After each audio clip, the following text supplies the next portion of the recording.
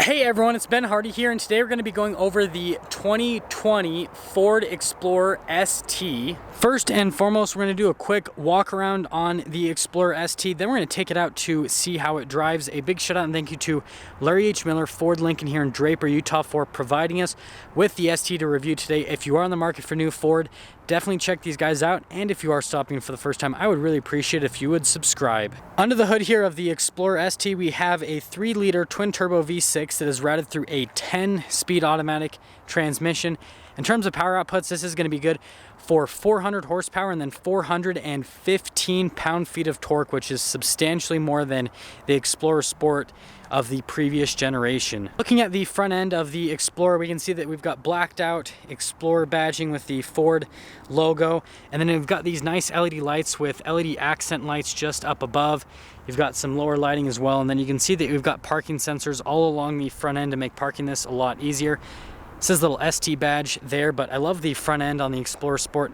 And sorry, I keep saying Sport, but it's the ST on the Explorer ST in general. I think it's a very handsome looking vehicle, especially from the front end. It's got this kind of like mean, aggressive, large look. Around the side here, we have two 55mm tires on 20-inch rims. Then we've got this kind of like plastic molding just around them. You can see there's another sensor in there.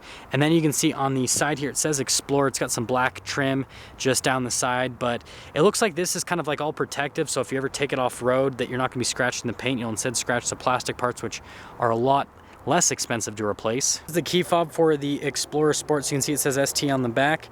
Got a couple functions, your lock and unlock, your tailgate release, your alarm, all that. So if we press that twice, that'll do the remote start function and it'll start right up. You'll hear that 3-liter V6 come to life.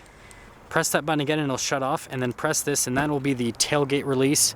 You can press it again to hold the tailgate at any given point basically, but you can look at the interior here. So we've got a ton of storage space, and you can actually fold this up. There's even more storage space on it, and then you can see you've got all of your button controls to fold down or up the rear seats, and then you've got a little 12-volt down here. Bunch of rubber floor mats in the rear as well, and if we actually look up here, you can see that you can lower down the tailgate or you can lock the car just from this button here. So we press that and that'll lower the whole system down. You can see the backup camera right there. You've got the full LED lights that look like they were stolen from the Expedition, which isn't a bad look. ST logo, parking sensors, you've got the little receiver hitch back there. And overall, I love the design back here. You've kind of got this black accents to make it look like the roof is kind of floating in a way. And then you can see up there, you've got your little spoiler with some roof racks at the top, little shark fin for the satellite radio. At the top here, you've got a little unlock function. So press that and that'll unlock, or sorry, that'll lock the car, my bad. And then put your hand on the back of the door handle and that'll unlock it. You can see the door panel here. You've got your little sunshades that you can pull out.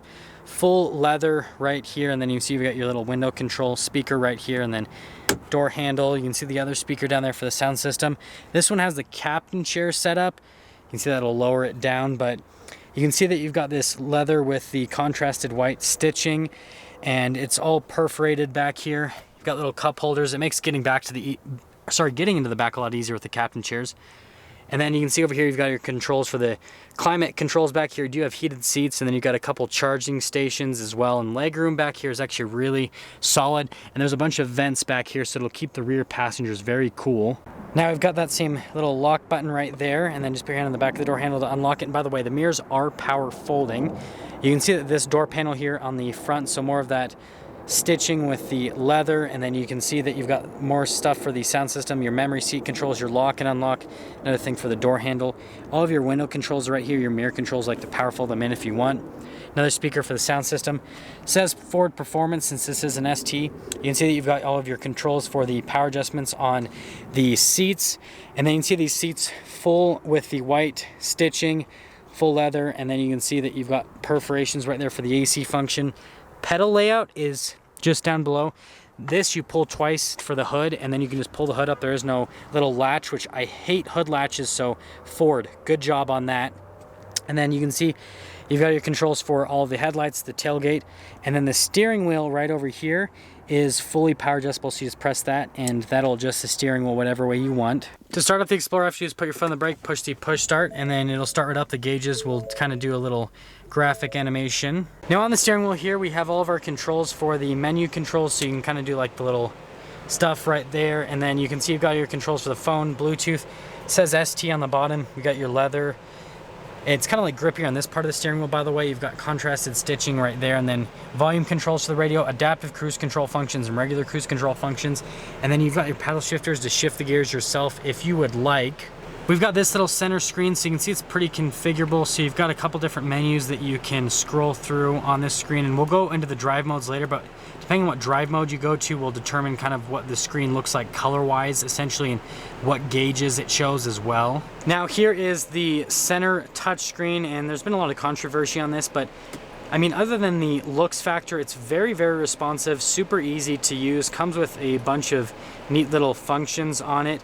And I mean, this Explorer ST has a bunch of like luxury features, so you can change like the ambient lighting if you want. You can see all those different color options that you can go through. And then you can do other stuff like with the seats. It has a massaging function, so you can go and you can basically turn on the massaging stuff, whatever you want. So that's a really nice luxury feature that, I mean, I know some vehicles have it, but not a lot right now. And then if we pop it into reverse, you can see that the backup camera will pop up. You've got little trajectory lines that'll turn with the steering wheel. There's a little bird's eye view, and you can actually press these little buttons to go between the different camera views here on the Explorer. Now we can see right here, we've got our button here for the parking sensors. That's for your camera system. You press that and that'll pop up the camera system. Analog controls for the radio. And then you've got all of our climate controls down in this area. It does have heated, cooled seats and a heated steering wheel for the driver. It's a tri-zone climate, so there's 2 climates for the front up here, and then there's a 3rd for the rear.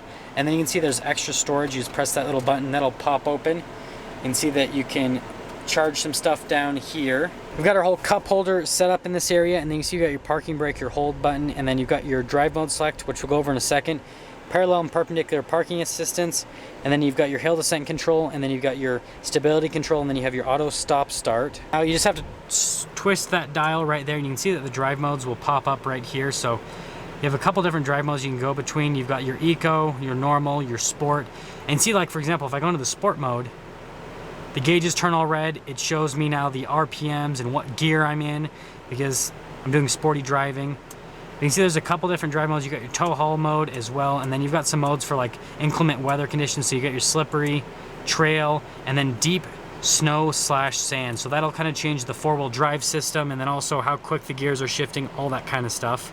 Then you've got your little wireless charging pad right here, stitching on the center console, and if you pick this up, you can see that there's more charging station in here. It's illuminated as well, but decent amount of storage, and you can kind of thread a cable through there.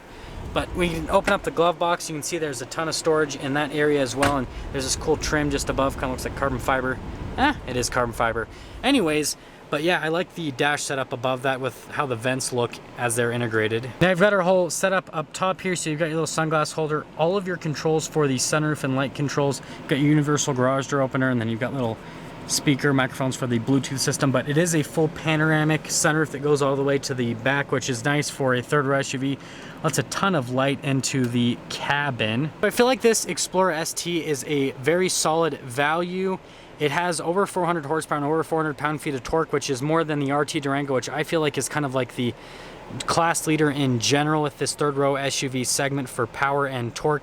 And on top of that, you get like luxury features like the massaging seats, and all at $58,000.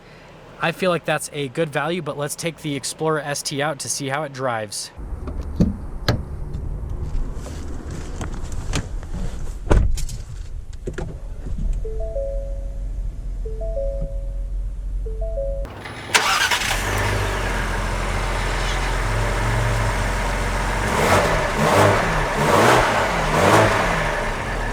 So let's set off here in the Explorer ST, and first and foremost, I'm going to talk about visibility with the car. So you can see visibility over the hood is super solid. It just kind of abruptly ends, and then you can see visibility throughout both of the mirrors, super solid, and through the rear window, visibility in general, it's just all really good with the Explorer ST. It's just an easy car to see out of in general.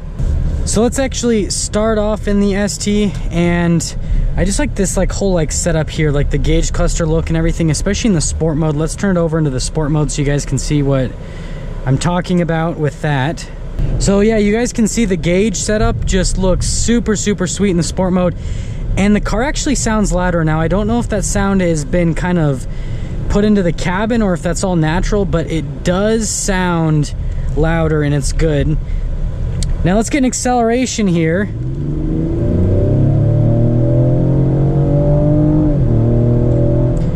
Yeah, you can see that the Explorer ST is very, very quick. I mean, it just gets right up to speed, no problem. Now we are gonna go back into the normal mode setting here with the Explorer ST, and on the highway it rides very, very smooth over bumps. It's almost kind of like a luxury car, essentially. And in terms of road noise, there's not a whole lot of noise that comes through the cabin. It's just a super solid offering on that side of things. It's just a very comfortable car you could drive every single day. Now you guys can see the steering on this. I mean, there's not a whole lot of like on-center deadness. This is very direct steering, especially for an SUV. So if you're looking for like a sportier driving feel on an SUV, the Explorer Sport is super solid. I mean, just, it's so direct, it's crazy. Now to wrap things up on this Explorer ST, and sorry if I keep saying Sport because, yeah, I mean the Sport turned into the ST, but anyways, if you're looking for a performance third row SUV, which believe it or not, there's a lot of people looking for that, and you want something that has a lot of luxury features, and like I said, I feel like the price point on this is actually pretty reasonable considering how much the other competitors are going for, similar figures, but you get a lot of technology and luxury features with this, then this new Explorer is actually a really solid value. So if you are on the market for something like that, you have to check out this new 2020 Explorer, and I would recommend checking out the ST because 400 horsepower and 415 pound-feet of torque, it's quick. And there we have it, everyone, the 2020 Ford Explorer ST. Again, thank you everyone so much for watching. If you are stopping for the first time, I would really appreciate if you would subscribe. And again, a big shout out and thank you to Larry H. Miller Ford Lincoln here in Draper, Utah for providing us with the Explorer ST to review today. If you are on the market for new Ford, check these guys out. I will see all of you in that next video.